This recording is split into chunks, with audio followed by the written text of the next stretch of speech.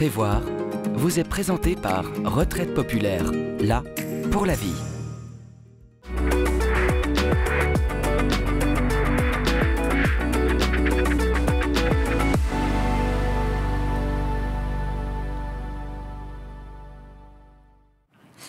Bonjour et bienvenue, vous regardez Prévoir et je suis ravie de vous y retrouver. Notre thème du jour sera consacré à l'immobilier, plus précisément à la rénovation, avec notre spécialiste aujourd'hui que nous accueillons, c'est Nouria Tenas-Oller. Bonjour. Bonjour Anne. Alors vous êtes chef de secteur dans la division immobilier de Retraite Populaire. Dites-nous, pourquoi est-ce que c'est si important de mener des rénovations d'un patrimoine immobilier ?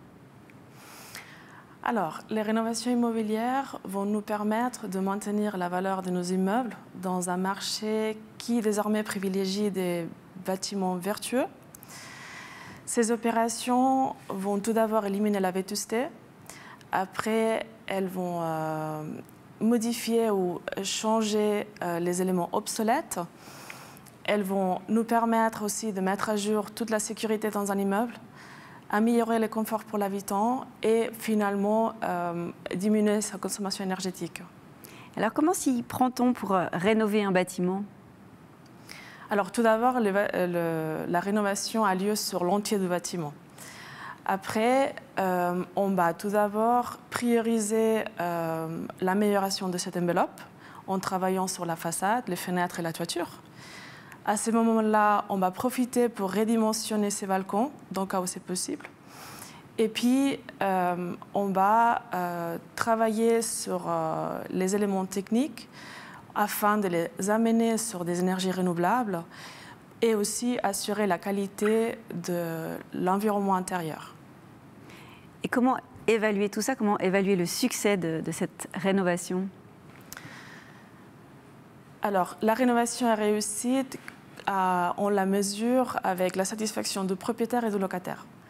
Donc, en utilisant des matériaux durables, le propriétaire peut augmenter ses cycles de rénovation et puis aussi diminuer la maintenance, les travaux de maintenance pendant sa durée. Après, pour les locataires, lui, il aura besoin de trouver une amélioration dans son confort et aussi à un niveau énergétique. C'est vrai que la diminution de réduction des émissions de carbone et puis la diminution de la consommation énergétique, c'est des éléments clés actuellement. Et puis, pour cela, c'est pour ça qu'il est très, très important que le locataire soit sensible à ces éco-gestes. Avec une diminution des charges aussi, j'imagine. Effectivement, diminution de consommation énergétique, ça veut dire diminution des charges à la fin. Ouais.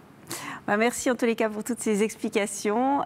Quant à vous, eh bien, vous pouvez aller sur le site internet pour retrouver cette émission, c'est latélé.ch, ou alors continuer à nous suivre et à très bientôt.